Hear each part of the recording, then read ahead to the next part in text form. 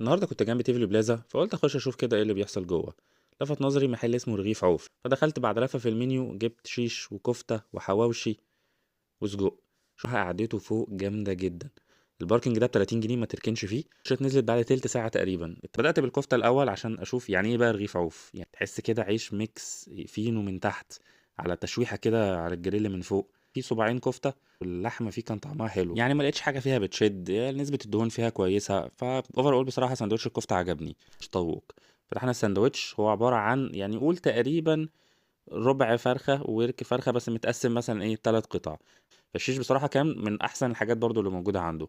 السجق كان طعمه حلو وتحس فيه يعني طعم اللحمه المفرومه اللي موجوده جواه. هنا بقى نخش على الحواوشي بصراحه كان مزايد شويه، حجم اللحمه اللي كان فيه كان ضعيف شويه برضو. وانت بتاكل الحواوشي اللحمه اللي كانت فيه كانت بتعض شويه. انا لو هروح رغيف عوف لا هتك شويه على المشويات بعيدا عن الحواوشي.